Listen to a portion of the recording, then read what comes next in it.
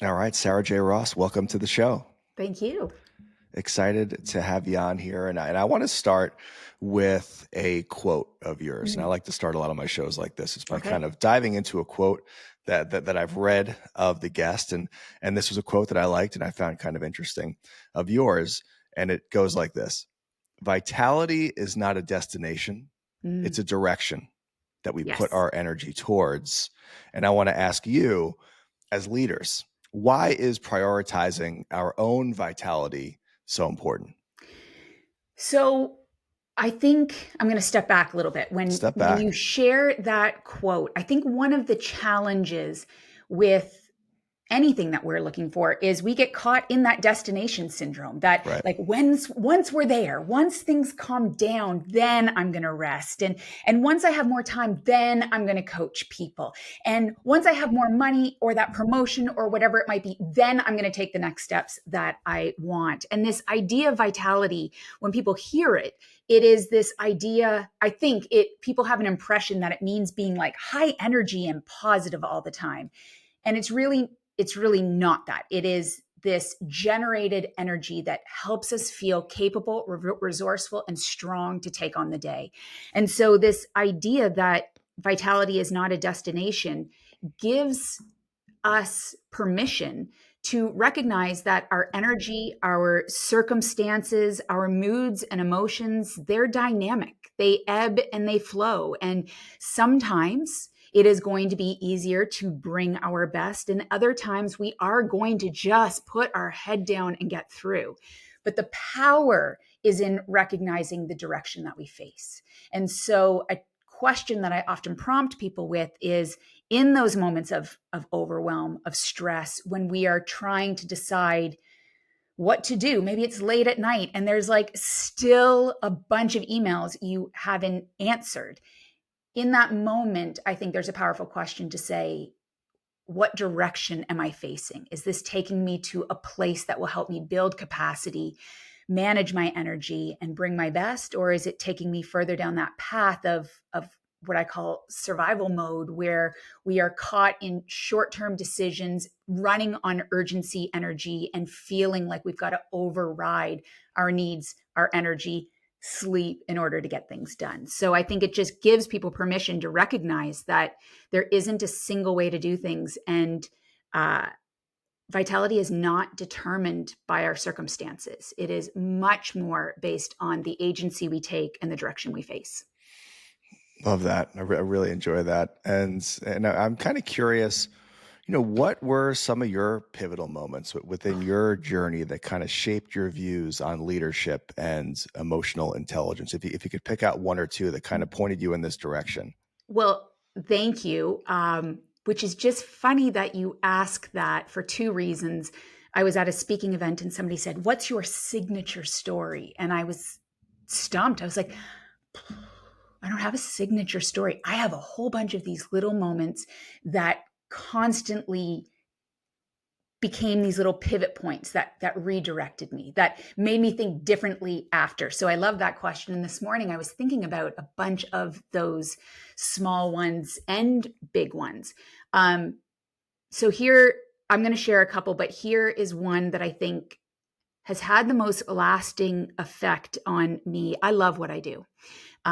I get to spend time researching why people do what they do. I spend time looking at workplaces and how to make workplaces better, how to help leaders lead more effectively. How do we do it in a way that doesn't result in exhausting everyone in the process?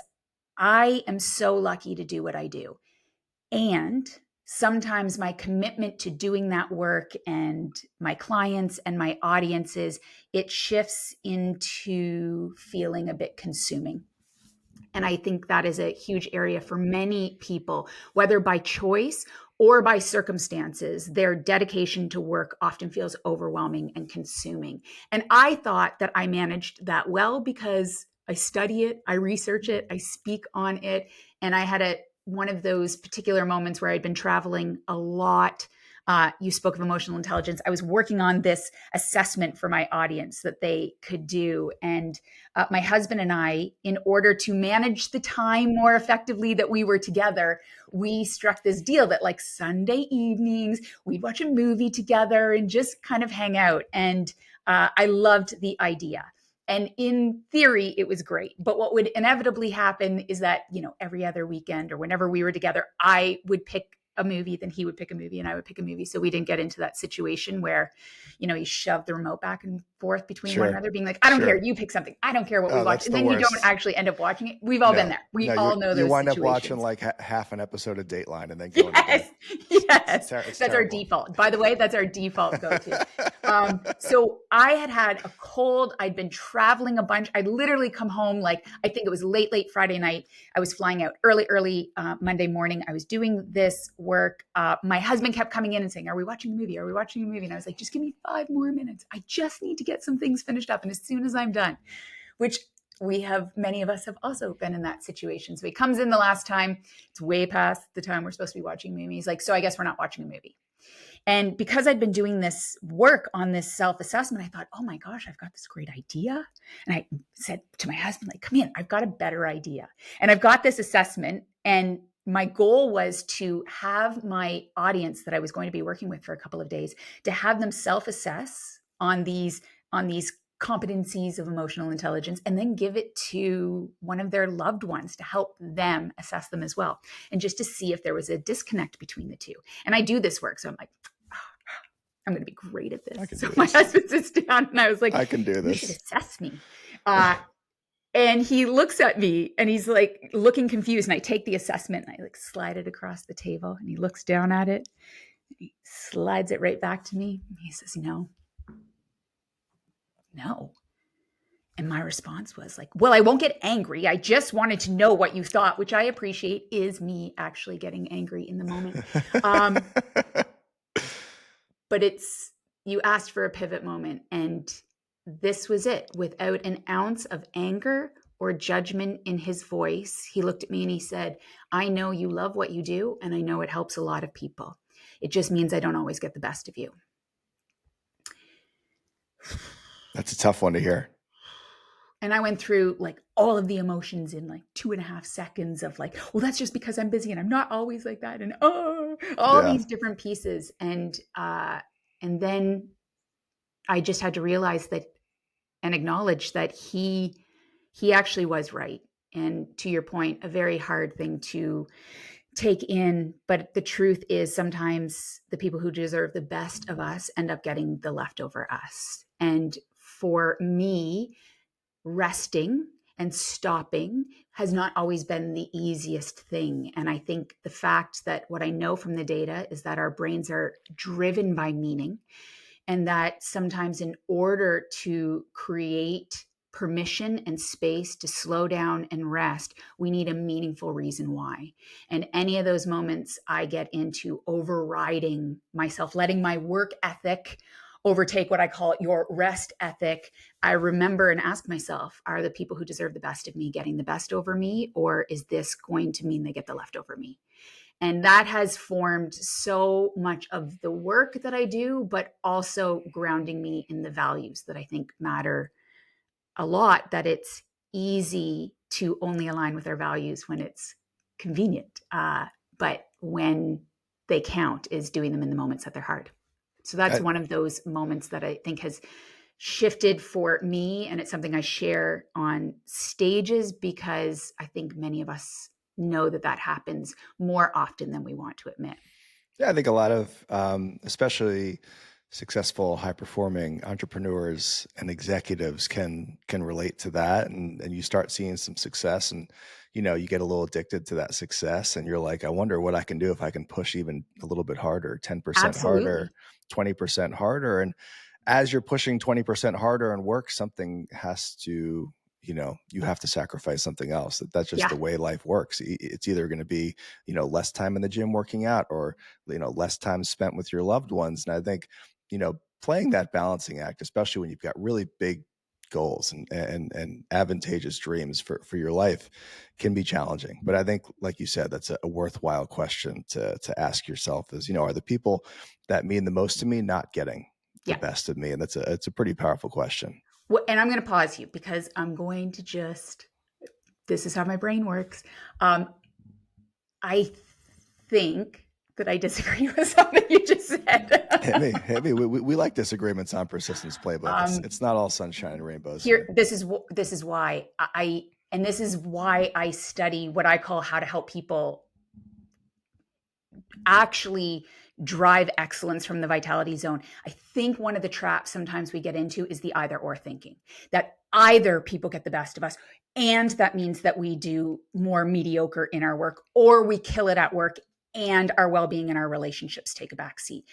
And I think that that can put us in a very trade-off, sacrifice-based mindset versus a little bit more of a both and. So yes, there is a specific amount of time, but it is, how are we using that time? So for example, I have less time with my family. That is the truth. So then I think, when I am with my family, what does it mean to be with my family? Because I have, in many instances, increased the quantity of time I have spent with people, but decreased the quality because I am silently trying to multitask and get some thinking done or other things done. So I'm not as present in that moment. So versus when I am there being where my feet are. And so I think that there is this huge amount of opportunity to slow down and say, is there another way to do this? Is there a way to look at both and I don't mean to like multitask and do more things, but it is to look at how do we actually do things with high quality versus getting caught in the either or quantity conversation. I'd agree with that. And I think that 30 minutes of like fully present, engaged time playing with your son is more, is worth more than 2 hours of sitting next to him on the couch while you scroll through your iPad. Right. Like that is just it's just going to be worth much more to him, much more to you. And actually, it's kind of funny you brought that up. But something I've been trying out recently is, when I'm home, just kind of like for at least a couple hours when I get home from work, is just shutting the phone off, putting it in the drawer, and just being 100% focused on my Yes. family and as present as possible, just rolling around on the ground with my son playing Yep. cars. And it really does make a big difference. It's such a different feeling than having your phone on you and Yep. answering a work email every 5 minutes and checking your text messages Yep. and checking your Slack. You're just not fully engaged. And I think there's a lot of truth to what you said there, is if we were just to really be where our feet are at all times. And when it's family time, it's 100% family Yeah. time. Then maybe we don't need to spend as much, hours with our family as other people do, Yep. but we can spend more meaningful time. And at the end of the day, I think that is worth more. 100%. And the last thing I will add to that is, if somebody's working out and they're like, I want to, make this muscle bigger, spot training is not really the thing we do. It's not just the hours you put in the gym. It's the rest that you get. It's the food that you eat. It's the amount of movement throughout the day. And I think that is the nuance that we are missing in this conversation. That when I say it can't be either or, it is if you only look at that one moment. But if we start to think about how do we expand our capacity, if you want to spend that time with your family, but you have a hard time disconnecting from work, what we know is that the things that you do consistently, your brain learns to do efficiently. And so I say to somebody, if they're like, I just can't turn my brain off, I say, well, do you take mini breaks throughout the day? Have you taught your brain to do this? And what are those other things that perhaps you were holding on to all the responsibility because it feels good and you think you're the only one who can do it, as opposed to delegating things out? So I think that, is there another way, both and? My challenge to people is, how do we step into the vitality zone, which is really, how do we come from this place of generative energy? How do we come from this expansive energy that takes us out of the single decision and helps us look at the overall system? And that, don't get me wrong, that is more complicated, and it's so much easier to just say, just do this strategy. But I think we are in a world where we've fallen into a trap of situational strategies versus sustainable solutions, because the sustainable solutions forces us to take ourselves out of that moment and look at what's contributed to putting us in that moment, and trying to be heroic in moments of overwhelm and exhaustion to make the right decision, I think is unfair. But if we look at if we go upstream, what was contributing to putting us in that moment. And I think you believe the exact same thing, but I think in a world where it is very easy to find a strategy for anything and to look at things in a very this or that way, the greatest opportunity to us right now is to recognize the nuances and to take a more holistic view of the complexity that adds to these things. But when we do, I think it gives us a tremendous amount of agency and opportunity that's being left untapped right now. So let's talk a little bit about leadership. I think a lot of Yeah. people listening right now, they're either leading teams, sales teams, companies, maybe they're Yep. running a small business with just one or two employees. Yeah. How can we keep our employees motivated and engaged over the long term? Oh, why don't you give me a hard question? Um, that is such a big deal. I mean, it's such a hard conversation. And I just read an article this morning. See, I would answer it a bit differently. I just read an article this morning called Zombie Leadership, and it is looking at this idea. I guess there was a book called Zombie Economics. I Okay. just quickly read it, and it's this idea of outdated beliefs about things. And it's one of those ones that like shook my core a little bit. I was like, wait a minute. I think I say there are three things that every leader needs to do. And it's like, is there three specific things that every leader needs to do? And is that fair? Um, I'm terrible at giving the simple solution. I like the name So Zombie Leadership, by the way. it is, it's That's a so catchy name intriguing. for a book. I'm into it. I It was a right. big So zombie it's fan one when I I'm was a going to kid. dive into a little bit more. I love something that shakes a belief that I have, that challenges me to rethink things. And again, I think leadership is a complicated element. And what's interesting is I have asked thousands and thousands and thousands and thousands of people, formally and informally, the question of, when you think of the leaders who brought the best out in you, how would you describe them? And the amount of answers, diverse answers that we have gotten is unreal. Like, from like, I want someone who holds my feet to fire. I want someone who pushes me so far beyond what I believe I can do, that even when I think I'm on the brink of just crashing, they push me a little bit farther. Two, I just need someone to see me. I just need someone to recognize the effort and the learning. I just want somebody to give me an opportunity to stretch myself. I want someone to just shut up and listen and not solve my problem. Like, those are a number of different things. So I think what we can take from that is that most people don't answer, the best leaders keep me motivated because they really know how to rock a good Excel file. Like, or the best leaders motivate me because they have a solution to all of my problems. They have an answer to all of the questions. I can tell you I've never heard that answer. In the thousands of different answers, that has never been one of them. And that's not to say that competency and technical knowledge, that deep know-how, it's not to say those don't matter. But I think what's important to recognize is that they only matter when people know that they matter, right? Like, we are wired to care about feeling cared about. And so I think one of the first things I challenge leaders to do is to think less about what you're trying to accomplish and more about what's the impact you're having on the people around you. Do they feel challenged and called up upon? Do they feel heard and seen? Do they feel like they matter and understand how they're contributing to work that matters? And I think when we can kind of start there, have those conversations, get some of that feedback, that is what leads us down the path of great leadership, versus, am I doing this one thing consistently all the time? Because the reality is, I think different people, different circumstances call for different things. I worked with healthcare deeply. I worked with healthcare always, but I did a lot of work with healthcare during the pandemic.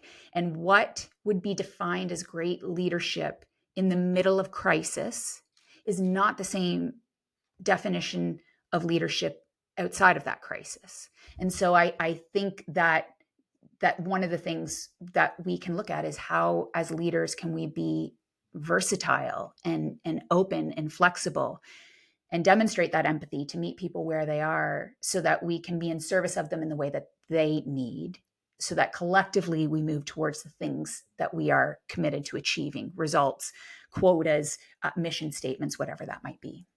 I think it's pretty interesting that you said a common answer from people was that they just want to be seen, Mm, right? They just want to be noticed. It's yeah, so I think that is just a innate need for all of us. It's just the need to be seen by others and noticed. And if we do something creative and we put some good work on the table, we'd like someone to notice it. We yeah, really would. I mean, we are thirsty for that type of recognition about as much as we thirst for oxygen or air. And I think as a leader, if we can just notice the people around us, that notice our employees when they do something good, or even maybe when you can see they're struggling, pull them yeah, aside and be like, listen, I've noticed that you haven't been bringing as much energy to the table as you usually do. Like, what's going on there? And just really pay attention to yeah, people. I think is something that we all crave and that we all really need. yeah. And to make sure our worldviews don't influence it. You said that because I think that is something I have struggled to do. It's one thing to think about doing that in life, but I think for leaders that can be the big challenge when there is lots of people and we have our different views. And just like the love languages in relationships, which I know has been debunked a little bit, but I think there's power in that, like recognizing what does it mean for someone to feel seen. One of my biggest mistakes as a leader that I made, because what makes me feel seen and appreciated isn't someone telling me that I did a great job. It is when people give me an opportunity to show that I can do something. And then I made the rookie mistake of assuming and missing seeing that's bad English, but assuming that that's how other people feel appreciated. And I had someone who worked for me that really cared about recognition, and it mattered to them. It motivated them, to the question that you asked, how do we do this? And they would say, I just want to feel more a part of the team. And I took that as, because I did not clarify, what does it mean and what does it look like to feel like you are making a contribution? I took that as, this is a person who wants more opportunity, who wants projects, experiences, chances. And so then I would give them more opportunity. And they were buckling and failing under the pressure until we hit a point where I thought, I'm going to have to let this person go, until I heard that they were about to leave.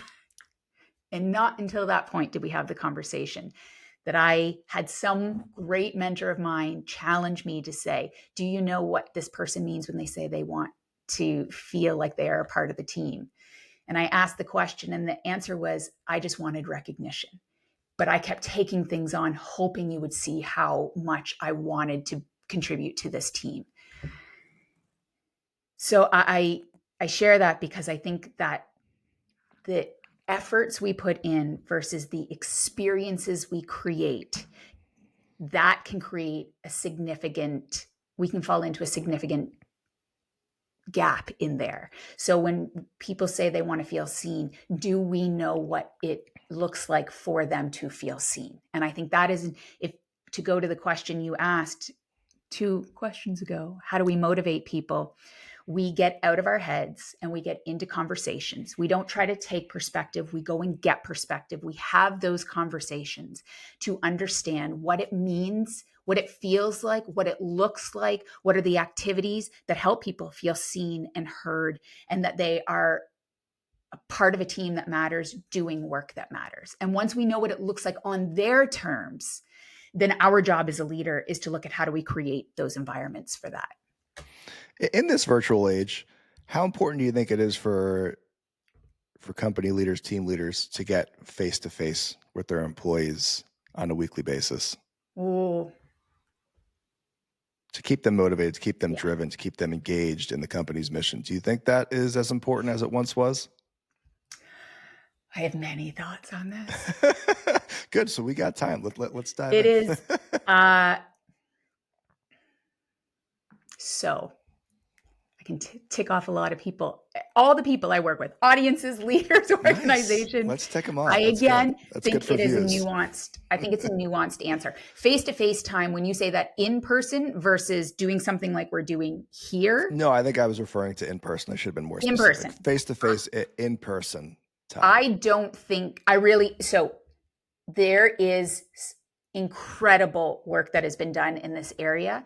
And I don't think in person is the only way to create connection. In fact, it goes right back to the earlier conversation we were having about quantity of time versus quality of time. So, face to face does not mean connection.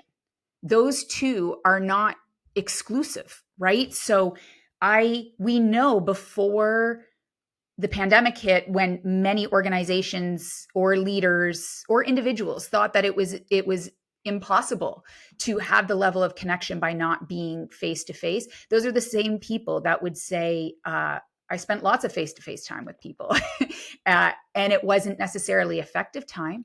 I think we have to redefine what connection is and what the purpose of connecting with people is, because there is a big difference between checking on projects and checking in with people. Building a relationship where you know someone, where you talk about the things that they care about, when you understand the pieces that are influencing them, when you know when to push them and to know when they need some support and recognition, that does not come from face to face. That comes from being skillful and present in conversations. So I don't think we can conflate those two. And I think it's very dangerous when we do. And I also think there is something that comes out of in person.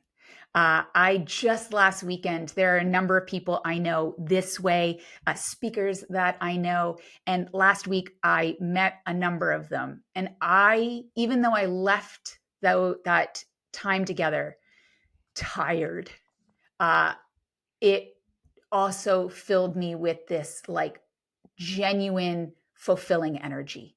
It allowed us to have conversations and dive deep into things that we wouldn't have done this way. I think there is tremendous power in-person conversations, but I think the moment we go to the crutch of, as long as I do this every week, that's going to make the difference in person. um, I think that's lazy. I think that's lazy. I really do. I think that that is not holding ourselves to a high enough standard. The last piece I will say is our brains love comfort.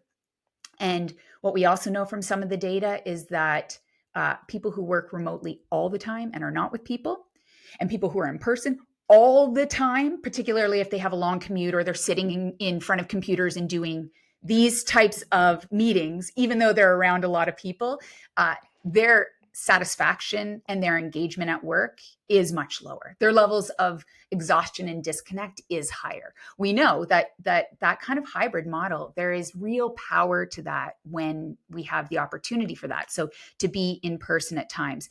And what's really interesting is that for many people, when they were starting to head back to the workplace, they did not do it willfully or with any level of excitement. And yet, when they got back in person, they were like, oh, we've missed this and we need this. Because our brain convinces us that comfort is the same as happiness, and it's or fulfillment or satisfaction, and it's not. So I think we also need to challenge ourselves, even if we don't feel like it or think it's important, to make that committed time to be in person when we can be in person, and when we do this with people, to actually be present in it, to, whether it's comfortable or not, to carve out times where it's like, listen, let's talk about the projects tomorrow. Every Monday, let's have our project check in. And I know you're busy, but I want to have a conversation about how we are working every Wednesday. And so I think there's opportunity to not get caught in either or, but to really think about both and focus on what we're trying to achieve, which is connection. And engagement and really feeling aligned around things. I don't think that has to be in person, but I think being in person intentionally has the opportunity to be an absolute catalyst to doing that. Yeah, I agree that if you're just getting your employees together once a week to kind of check the connection box, then that's Yeah. not really going to serve a Yeah. purpose. Your phone's on the table, you're not fully present in the Yeah. meeting, but you're just doing it to get face to face with your employees because you read some study that said that's going to help people to work harder Yeah. and stay more engaged. That's not going to get you anywhere. Yeah. And I agree that, if you are fully present and engaged on a virtual meeting, you can still build connection. It 100%. in a big way. I know with my assistant on a daily basis, we just kind of get face to face on a Zoom call most days. And I really do kind of feel like it helps us to kind of stay in tune step by Yeah. step on what the mission is for our company. Curious, actually, now that I mention it, what is your thought on mission statements? Is it really important for a company to have like a concise, specific mission statement that their employees can lean into? Or is the whole mission statement thing a little overvalued? Are you just trying to make sure I answer things that ticks off all the people I work with? Not my original I intent, but love if it. but if that's the way we're going to go, I think I that's the love way it. we're meant to No, I think go. this is a fantastic, fantastic conversation. Um, I just wrote a post about this yesterday or 2 days ago. Brian Lord, who is the president of a speaker bureau agency, Premier Speakers, he puts out this newsletter that I love. It's called Borrowed Stories, and it's about stories. And he shared something that this last week that I absolutely loved, and it was this idea of like, have your kids seen you fail? And it was that piece of, we keep talking about this younger generation not having as much resilience and not being able to stick it out in the hard things, and they just want everything easy. And we talk about values and we talk about mission statements, but do we embody them? So his question was, are you leading by example? Have you actually let your kids see you fail, like to do something that you care about and not be successful in it, so that they can see that it matters? I think mission statements in a lot of situations have turned into a little bit of a do as I say, not as I do. Do is what we wrote on the wall, but when it's convenient and when it works, but when it doesn't and we need something different, then I would like you to override that mission statement in order to achieve the result that we want. I do think that as human beings, we are guilty of that. I am guilty of that. I have this story I tell where I was at an airport and there was a TSA agent, and this TA that was so busy. And I heard this TSA agent say, I'm going on my break. And the other agent looks and it's like, look at all these people here. And can you just, wait for your break? And he's like, listen, I came in far earlier. I have covered shifts. I have done 14 days. Like, I need a break. And I listened to that and was like, come on, dude, we're so backed up. Like, just suck, just take one for the team. Just get this done. Because for the record, because I was running late, because I needed to catch a flight, and because I had been waiting a long time in this line. I literally talk about the fact that one of the reasons we are so exhausted is because we feel that being available and going the extra mile at the cost of our well-being day in and day out is contributing to this deep deficit of vitality and well-being when it's convenient to talk about it. And yet in the moment where someone was displaying it, my instant reaction was just override your needs and do what's going to suit me. Like, It's okay. You're human, Sarah. It's all right. I know, and I didn't even realize it in the Don't beat moment. yourself up too That's the much. thing. It was, and then I was like, but so to answer your question in a long way, I think mission statements are incredibly important. And I think mission statements come to life in the difficult, inconvenient moments where we stay aligned to those. And if we don't, we call that out so that we step out of that either or moment and we say, before we override what we have said is most important, what's driving that? And is there another way? I think there's an opportunity there that is overlooked, but we need to have a compass. We need to know the direction that we are standing, and we need to stand for something. We just need to be willing to stand in it when it's easier not to. Let's talk emotional intelligence for Yes. a Ooh, moment one of my favorite here. topics. But I guess just to kind of rewind, what is emotional intelligence? Mm. There's an official definition.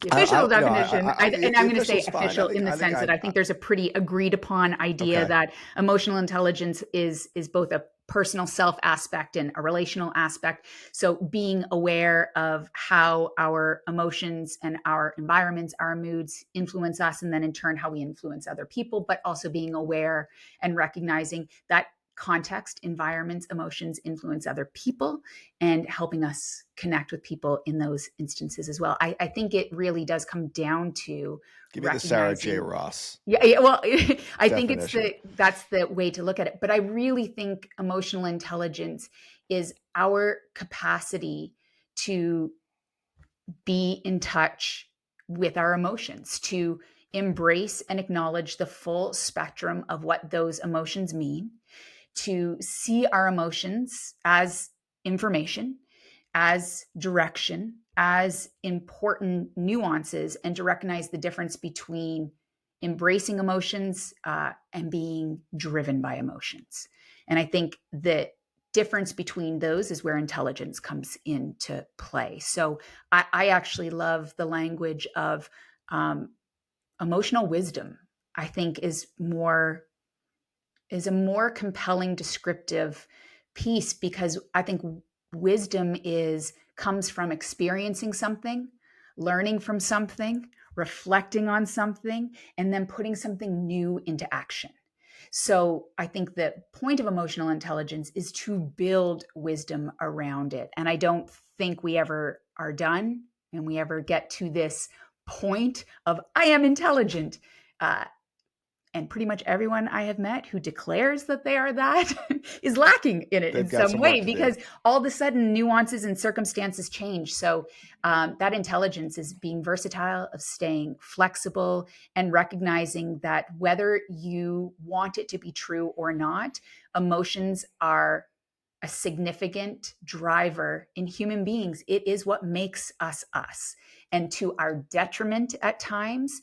And it is what makes us have these divinely meaningful, beautiful moments that we wouldn't trade for anything. That is a true sense of aliveness and why we are here. So, what are two or three things then that leaders can do to inject some emotional intelligence Mm. into their workplace in the new year? I think that the one of the most effective ways to build your emotional intelligence, which means to understand not only yourself but how you impact other people. I think number one is to start out. I know that the regular traditional advice is to start in, look in, and I think there's power in that. But I think for many, like when you're brand new, that there's many things we need to explore. And I'm not saying self-awareness isn't important, but I think as a leader, your job is to create environments where you bring out the best in people, and you build their skills, their confidence, their capabilities so that they can do that and more when you are not there. So if you're asking from a leadership perspective, I think the responsibility of a leader is to understand how that is being translated from what they are currently doing, which means go out and have conversations to get feedback from other people. Now, appreciating that if you are not very emotionally intelligent, uh, everyone else around you knows it. And they probably will see that it is very risky to give you feedback. If you are a leader who has said, and I have seen many of these leaders, I'd love feedback. But what you actually are saying is, I just want people to tell me when I did something good and well. And you have punished or held grudges or retaliated and defended and dismissed feedback when you have got it, then people won't give that to you. But here's what I think every leader should be asking right now. Where am I sending mixed messages? Where do you feel like I'm sending mixed messages? You asked about mission statements. I mean, it can be from that. The amount of organizations that say that their people's well-being matters to them is beautiful. And I love that we're having these conversations. And yet, do the actions that you are taking demonstrate that that is important to you? I will be honest, I have not yet been to an organization where awards are given out uh, for people who have held stellar boundaries. Like, we applaud people who go above and beyond, but we aren't always great to give a well-being award.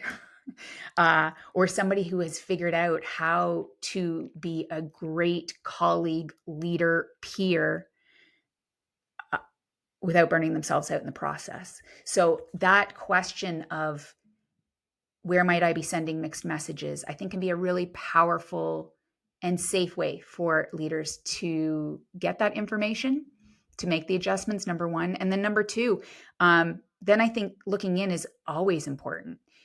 One of the questions I challenge the leaders I work with is, in those pivotal moments, in those moments of stress, in those moments of high demand, high complexity, high pressure, to be able to slow down and ask yourself, am I contributing to the problems I complain about, or the solution in the cultures I claim is so important? And I think when we can be really honest with that, I think that there is a tremendous amount of self-awareness that can come from those two places. I think there's a lot of people with a lot of self-knowledge and that do a lot of self-discovery, but have missed how that translates into the experience and impact they're having on the people around them. And I think we need to do a little bit more work in that area. You mentioned burnout there. Yeah. And as leaders, what can we do to promote wellness over burnout? Is it just ensuring that people don't bring their work home with them? Is it bringing in a meditation instructor? Is it putting a yoga room in the office? How do we actually avoid burnout as much as we can? Go to your people and say, it seems like there's a lot of burnout. Where are we sending mixed messages? Because if you put in I worked with an organization who put in meditation rooms. I will never forget this. I was going to do some work, and they went to show me proudly their meditation room. And there was a leader in the room with his computer on his phone taking a work call. And the response to me was, I know sometimes people just can't get a quiet space, so they'll often use it for that. And I just did everything I could not to be like, you don't need me. You need to stop doing that. Like, that's the problem right there, because it burnout is what we feel from an individual perspective, but burnout is not an individual problem. And I think that that really, really does matter. In my book, I wrote a book called Dear Work, Something Has to Change. And the Cole's notes of that is, work doesn't change. Like, it's not a person who changes and thinks about us and cares about us. Work is an entity. We are a person. Work doesn't change. We change. And then collectively, we change how work works. I fundamentally believe that. So we have some work beliefs that get in our way. So you can give somebody a meditation app and you can tell people not to take work home. But if they feel that their commitment and dedication is demonstrated by being available and responsive at any moment, then it doesn't matter if you tell people to leave their work at home, because the underlying belief, their relationship with work, how they see themselves in relation to the work that they do and the people they do that work with, that hasn't been addressed. So there are our beliefs that we hold about burnout that make us more susceptible to it. And there are many environments where the system, the culture, the environment is what is contributing to that burnout. So if you consistently say, let's give our people a course in meditation, but you have willingly not rehired people when people have left in order to save money, if you are not clear on the roles that people have, so they don't know how they specifically can be successful, if workloads are out of control, if as a leader, in order to make the people you work for happy, you say yes to everyone and then go to your team to figure it out, it doesn't matter how much meditation you teach them because you have created a system that has made it impossible for them to thrive. And so I do believe it takes a two-pronged approach, but I think we are at a place where we're, as organizations and as leaders at the top of the house, what actions are you contributing to? Yes, your world is different. Leadership is where I spend my time. There are levels of responsibility that the people perhaps below us may not be aware of. But if you constantly tell people to not take work at home, and then you send them emails on Sunday saying, you don't need to worry about this, don't worry about it. I just want to make sure I have time for our one-on-one. So I'm clearing out my inbox and I'm just getting this out the door. You have the most beautiful intentions. And I love that you want to be a great leader. But if we just look at the impact, you are sending a mixed message. It is out of alignment with what you just said is most important. And it will not create an environment where people believe it is okay to not look at email because they may not answer it to follow your guidelines, but guaranteed they looked at it. Guaranteed they'll look next weekend in case you're cleaning out your inbox again, and guaranteed that that question is sitting on their mind and taking away from their ability to be present in that moment. Leadership has never been easy, and it is so much harder now. But I also believe this is where, as leaders, we need to really do that work of recognizing the impact that we have and the responsibility that you carry for the people who work for you. I want to talk a little bit about meeting culture. I feel like most Meeting culture. meeting culture. Yes. You know, meetings. Everyone's got meetings back to back to back every day, all day long, Yeah. seemingly. Everyone I speak to, a lot of my friends, that they complain about meetings being too long, or they're Yeah. in the morning. I wish they were in the afternoon. Yeah. There's just too many of them. What, if anything, within the meeting culture of today's workplace, do you think needs to change? Oh, I feel like there's people who look at this specifically and they have such great answers. I don't think I have the best answers for this. I'm going to give a couple of opinions, and for sure, when we're done, I'll think Opinions of are good. all the things I should have said. Opinions are good. Um, I think we do have a little, like, I'm very lucky because I get to set the tone. I don't take meetings before 10 because I am best in the morning. I think one of the best opportunities for people that we miss is to set some guidelines up front. There, yes, or if you work within an organization and you do not get to be the person who decides when meetings happen, I think that changes things. But I do think that we have allowed ourselves to just hit accept without actually asking any questions, without even looking if we are supposed to be somewhere else or how that fits into our day. We're in this place of almost learned helplessness. Like, what's the point? Nothing's going to change except, accept, accept. And time and time again, when I've challenged people to just slow down, ask maybe one question before they accept a meeting they don't need to be at, the amount of times they've been able to cut things down or get clear on how to contribute or get clear on what parts of the meetings they need to be at is quite surprising. So I think meeting cultures require us to also re-engage our sense of agency, and be willing to slow ourselves down and check in and ask some questions first.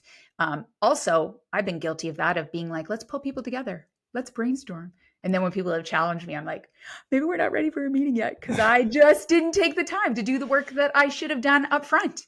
Right. And so I think when people slow things down and pause before they accept and pause before they react, I think that can be really powerful to address meeting culture. Number two, I've worked with teams where I've had them do a communication charter. So it really is to, like, sit down with the team and put this together to say, when do we call meetings? When do we use email? Are there times where meetings don't make sense for us? Are there times in the day where it's like I shut down and I'm not looking at things? How do we get a hold of someone if it's outside the norm, when it is those projects, those clients who are requiring us to go above and beyond what we have set as our boundaries, as our expectations? I think anytime we can have those conversations, it helps hold all of us accountable to that. So there is a standard and there is agreement, because again, too often I think we are working so hard to be empathetic, but we have mistaken empathy to be this thing that we think about, that it's like, I'm going to try to take their perspective and I'm going to think about what it's like from their perspective, and then I'm going to try to take action. And that is a very nice first step. I appreciate that. I think we need more of that. But what's so much better than perspective taking, as I said already, is perspective getting, is having the conversation, of getting out of your head, of not just taking action on assumptions or making decisions based on what you enjoy and what you find comfortable and what works for you. I know some people who love a meeting. I worked with somebody, they all love to get together at like 6 o'clock in the morning. And I was gobsmacked. I was like, what are you doing? They That's love it. whew, It worked for them. But wow. it was so Good for powerful. them. That wasn't the right group for me to be a part of, though. I love them. They're awesome. We have both and we have found other ways that we work, but that mastermind, that is not the one for me. No, I'm more of a 4 p.m. mastermind type Right? guy, but myself. That's what That's it. mind meets every month is around 4:30. So I think slow down, ask a question. Is there another way that doesn't have to be a meeting? Can we have a collective conversation, and to set some guidelines so that there is a way we can professionally, empathetically push back, and equally hold ourselves accountable, and know when a push is required outside the norm, and to not allow the push to become the norm. And you mentioned something there before we wrap up. It's a Yeah. question I usually like to ask people, high performers that are doing big things. I'm always curious. You mentioned you don't take meetings till 10 a.m. It seems like that's kind of part of your process. What does your personal productivity system look like? Do you allot deep work to the mornings? Do you work off a to-do list? Do you theme days, time block? Like, what does Yeah. that look like for you? My most toxic trait, as the joke that they say, is my problem with being told what to do, even when it's from myself. And that is quite true. So I really like the idea of rhythms and structure that give me space.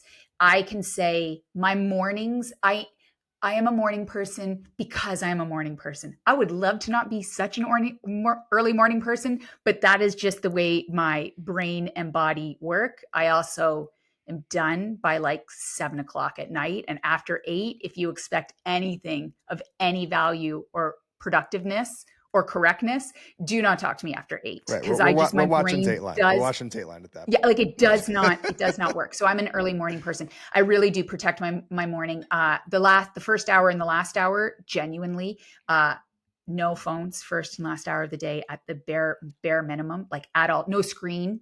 Love that. That is an entertainment screen. Mm-hmm.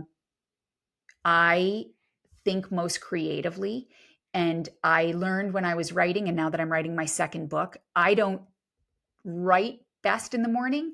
I ideate best in the morning. My brain is all over the place, but I find that's where I get the most energy, and I put some timelines around it. Like I get to ideate for 45 minutes, but I do not look at any email.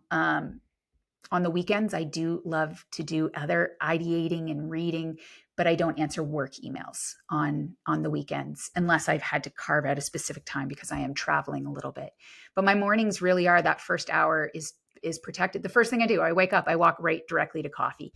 And if any of your audience wants to send me an email telling me that green tea is just as good, or drink a glass of water, I've tried it and I Save it. agree. But I love my coffee. Okay. I like go to bed Save looking it. forward to my coffee. And that is not a joke.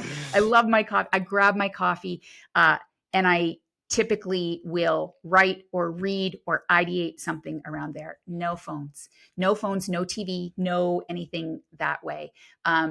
And that the whole create before you consume is very, very true to me. Holding back meetings so that I can do the work I need. I do keep my Mondays as much as possible, provided I'm not traveling. Mondays are no meetings. So I do a lot of preparing, writing, all during those Mondays. And I think probably the other thing that is important is I also keep one morning that is not that at all, where I just putter.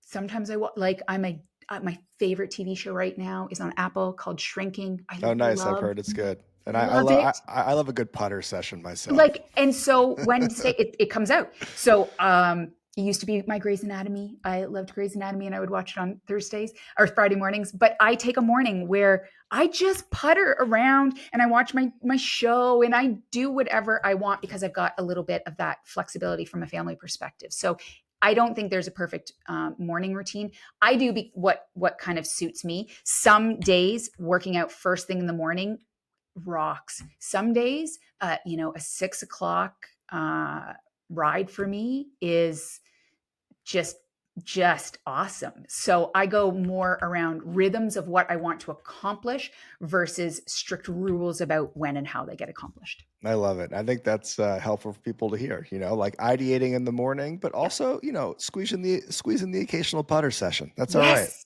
That's all It's right. so nice. I look forward to those days. That's okay. Sarah, thank you for being You're with so us. welcome. Incredible conversation. I mean, this was really awesome. Where can everyone keep up with what you got going on these days? Yeah. I'm on the social media. I spend a lot of time not on it, but I share as many ideas as I can on LinkedIn. I'm at Sarah Ross and Instagram, Sara J. So when you said Sara J, Sarah Jean is my name, and Sara J Ross is where you can find me. And on my website, I'm spend a lot of time on in front of audiences on stages. So I share a lot of my work there. And my book, Dear Work, Something Has to Change. I'm pretty biased, but I think for the conversation that we had today, it is a book that allows high performers to be high performers and recognize that doing it in a way that allows us to feel energized and make sure the people who deserve the best of us get the best of us doesn't require taking our foot off the gas. It does require us to think about how we drive, though. Thank you, Sarah. And Thank you. thank you to everyone listening. This is your weekly reminder that you will feel resistance to the work that you know you should be doing in those moments. Acknowledge that resistance. It's real, it's not fake. Lean into your why and take action anyway. We'll catch you next week.